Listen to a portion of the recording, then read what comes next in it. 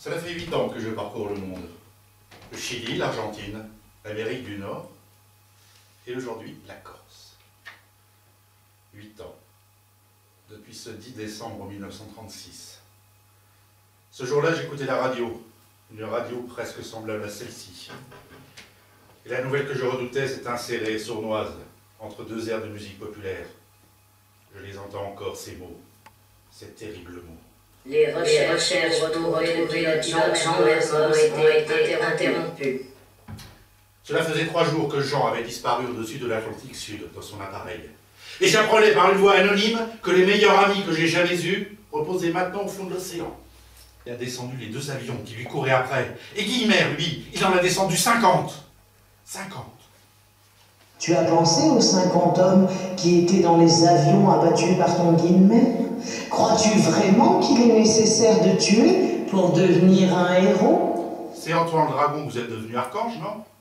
Ah non, le dragon c'est pas moi, c'est Michel, un collègue. Moi, ma spécialité, ce sont plutôt les annonces officielles, les naissances extraordinaires.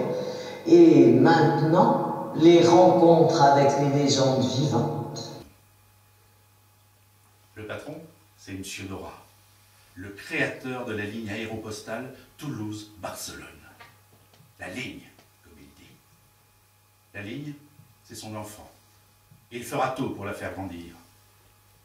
Alors, peu importe ces avions qui ne rentrent pas, ces jeunes vies sacrifiées à la montagne. Une seule règle, le courrier doit passer. C'est qui ce soir? Le mécano que j'interroge me répond avec un enthousiasme que je ne comprends pas. Mermoz, monsieur! Après 6 mois de cordillère des Andes, il avait des envies de chaleur. Mermoz, l'enfant chéri de Dora. Une route à ouvrir, un exploit à accomplir, une légende à écrire, c'est pour lui. Un journaliste en mal d'inspiration l'a surnommé l'archange. Nous parlons comme 2 amis qui ne se seraient pas vus depuis des années, de tout, de rien, de nous. Lui me raconte ses difficultés à franchir la cordillère, ses doutes. Je lui raconte mes rêves. Nous nous disputons un peu lorsque nous parlons politique. Nous nous réconcilions beaucoup autour des avions. Nous vivons une vie en cette nuit unique. Nous, c'est Guillaumet, Mermoz et moi. Les 3 compères de l'aéropostale sud-américaine. L'histoire retiendra que c'est par ces 5 mots que Jean Mermoz est entré dans la légende.